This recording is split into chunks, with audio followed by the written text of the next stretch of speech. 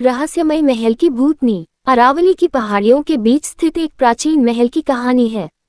इस महल का नाम था चंद्रमहल और यह अपने अद्वितीय वास्तुकला और अद्भुत कला के कारण प्रसिद्ध था। लेकिन सालों से ये भी मशहूर था अपनी भूतिया कहानियों के लिए। इस महल का निर्माण राजा वीर प्रताप सिंह ने करवाया था, जो अपने समय के बहुत ही वीर और बहादुर राजा थे। महल का वास्तुकला अद्वितीय था और इसकी सुंदरता चारों ओर प्रसिद्ध थी। लेकिन एक दुर्भाग्यपूर्ण घटना ने इस महल को अभिशापित कर दिया। राजा वीर प्रताप सिंह की बेटी राजकुमारी मृदुला अपनी सुंदरता और ज्ञान के कारण प्रसिद्ध थी। वह बहुत ही दयालु और स्नेही थी और अपने पिता के लिए प्रेरणा स्रोत थी। लेकिन एक दिन एक पड़ोसी राज्य के राजा, जो अधर्मी और ईर्ष्यालु था, ने चंद्रमहल पर आक्रमण करने की योजना बनाई। रात का समय था और महल में उत्सव का माहौल था। राजा वीर प्रताप सिंह ने अपनी बेटी की बुद्धिमानी और साहस को देखकर उसे राजमहल की सुरक्षा का भार सौंप दिया था। उसी रात आक्रमणकारी राजा ने चुपके से महल में प्रवेश किया और एक भीषण युद्ध छिड़ गया। राजकुमारी मृदुला ने अपनी वीरता और साहस से धूर्त राजा का सामना किया, लेकिन दुर्भाग्यवश एक धोखेबाज सैनिक ने मृदुला को धोखा देकर उसे मार डाला। उसकी मौत के बाद कहा जाता है कि उसकी आत्मा ने महल को कभी नहीं छोड़ा।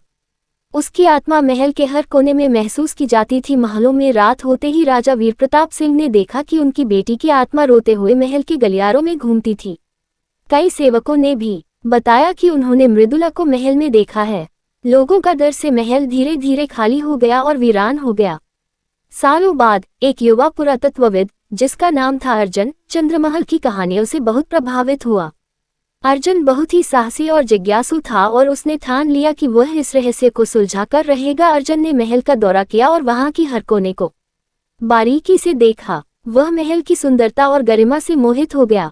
लेकिन रात होते ही उसे अद्भुत और रहस्यमयी आवाजें सुनाई देने लगी। अर्जुन निडर था, उसने उन आवाजों का पीछा करना शुरू किया। रात के बीच अर्जुन ने राजकुमारी मृदुला की आत्मा को देखा। वह आत्मा ध्वस्त और पीड़ित दिखाई दी। अर्जुन ने उसके साथ बातचीत करने की कोशिश की और उसे निडरता से आश्वासन दिया कि वह उसकी मदद करेगा। मृदुला की आत्मा ने अर्जुन को बताया कि उसकी आत्मा तभी शांत होगी जब अधर्मी राजा और उसके सैनिकों को उनकी करनी का एहसास हो जाएगा। अर्जुन ने ये सबक लिया और उसने इतिहास के पन्नों को खंगाला।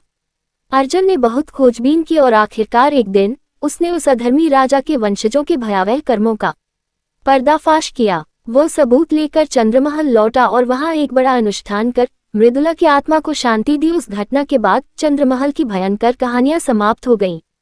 लोगों ने फिर से महल में आना जाना शुरू किया और उसकी सुंदरता का आनंद लिया। अर्जुन की बहादुरी और असाधारण कथा ने उसे एक महानायक बना दिया।